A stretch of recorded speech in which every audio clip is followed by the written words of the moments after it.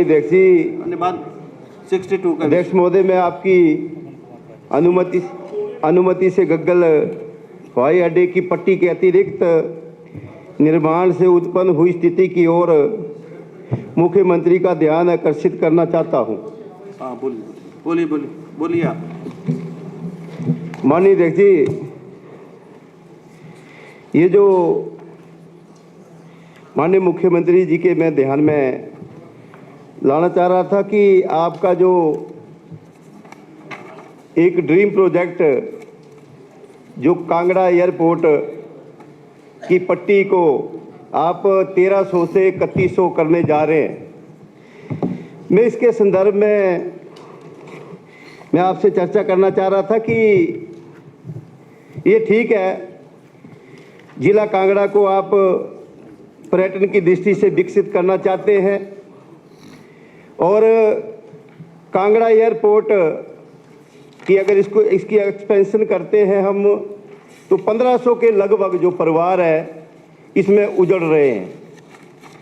इसमें जो गांव है सर, इसमें गांव सनौरा, ढुगैरी, गग्गल, इच्छी, बाग, मटौर, सहोड़ा, कुठमा, लगभग 8 गांव जो उजड़ रहे हैं।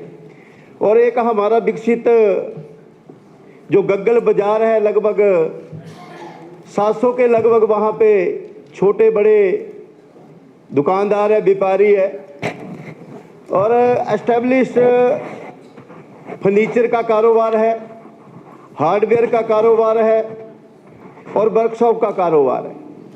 तो मैं आपके ध्यान में ये लाना चाह रहा हूँ कि इससे पहले भी कांगड़ा एयरपोर्ट को एक्सपेंशन करने की बात चली हुई थी। तत्कालीन मुख्यमंत्री श्री राजा वीरभद्र सिंह जी होते थे, तो उनके संदर्भ में भी उनके चर्चा होती थी, तो वो वही कहते थे कि मैं एयरपोर्ट को एक्सपेंशन तो कर दूं पर जो उजड़ेंगे उनको कहाँ बसाऊंगा।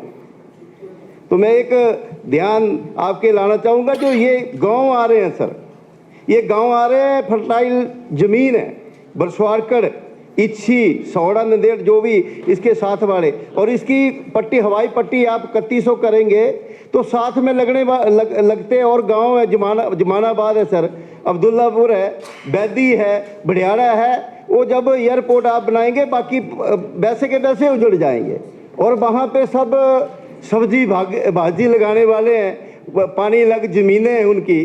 तो इसके बारे में आपका ध्यान आकर्षण करना चाह रहा था कि ये जो ठीक है, ये जब ये एयरपोर्ट बना है, ये एयरपोर्ट बना था तो वहाँ पे जो ज़मीन थी उसको पड़ोता का बल्ला बोलते थे, वो खाली जगह दी तो बन गया था। अब आप बड़ी ये पट्टी 3100 करने के चक्कर में जो 1500 परिवार उजड़ रहे हैं, पहली बात है उसका आप क्या कर रहे हैं। और एस्टेब्लिश्ड जो बाजार है, ये बड़े छोटे बड़े जो कारोबारी हैं वो उजड़ रहे हैं। और फर्टाइल लैंड है एक हमारे इच्छी में सर, इच्छी में बरसवाड़कड़ पड़ता है, वहाँ पे 250 परिवार हैं, उनके पास सिर्फ खेती बाड़ी करने, सब्जी भाजी लगाकर, सब्जी उगाकर वो अपना पालन पोषण भी करते हैं। तो मैं आपके ध्यान में लाना चाहूँगा कि ये उजड़ना बहुत बुरी बात होती है। ठीक है, सरकार अब सरकार के ध्यान में उनको उजाड़ कर ये अपनी पता नहीं कांगड़ा को कैसे विकसित करेंगे, मैं आपके ध्यान में लाना चाह रहा हूँ। मैं पिछले 10 दिन पहले भी मैं दिल्ली गया था कांगड़ा एयरपोर्ट से, तो जिस फ्लाइट से मैं गया था वहाँ सिर्फ 7 पैसेंजर थे साथ। तो ऐसा भी नहीं है कि हिमाचल प्रदेश छोटा सा प्रदेश है, इसको बचाओ आप चंडीगढ़ की तरह, दिल्ली की तरह, आप अमृतसर की तरह बड़े वो पंजाब है,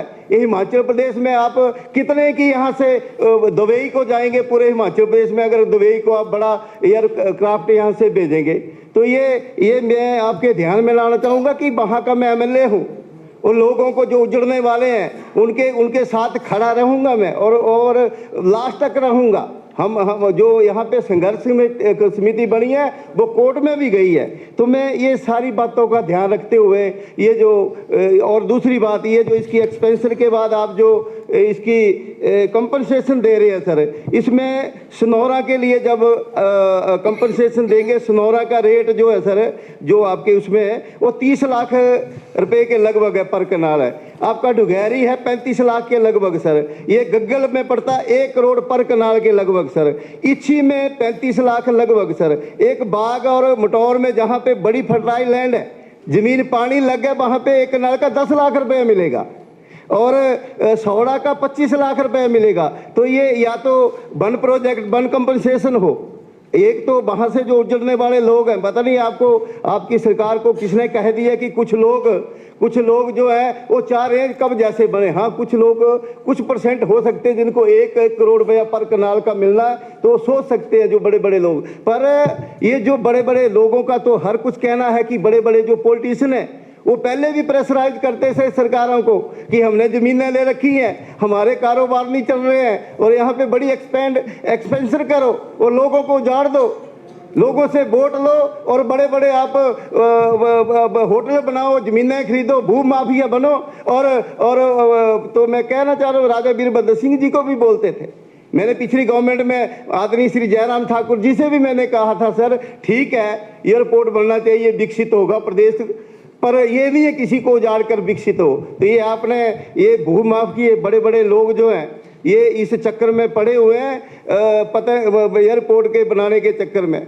तो मैं यही कहना चाहूँगा, बाकी इसके बनने के बाद क्या होगा सर, कांगड़ा इंटरनेशनल एयरपोर्ट बनने के नज़दीक के रहने वाले जो एयरक्राफ्ट की लैंडिंग और टेक ऑफ के दौरान जो पोल्यूशन होगा सर, और दूसरा ये बड़े बड़े जहाज जब उतरेंगे एयर पोल्यूशन होगा, तो ये सारी बातों का ध्यान रखना। ये तो पता नहीं किसने कह दिया, छोटे से प्रदेश में इंटरनेशनल एयरपोर्ट सबका खूबिया हो गया कि यहाँ से हिमाचल प्रदेश से कांगड़ा से यहाँ से बड़ी बड़े जहाज चलेंगे और पता नहीं कितना कि यहाँ से अपना विकसित हो जाएगा पर्यटन। कैसे होगा? आप अमृतसर में कितनी फ्लाइटें आती हैं सर, वहाँ से कितना विकसित हुआ, और अमृतसर और हिमाचल प्रदेश का बिल्कुल भिन्न है सर। ये भौगोलिक ये हमारा जो शांतिप्रिय प्रदेश है, शांतिप्रिय प्रदेश है, नॉन पोल्यूशन प्रदेश है, इसके चक्कर में बड़े बड़े लोगों के बहकावे में आकर, भू माफियों के बहकावे में चक्कर है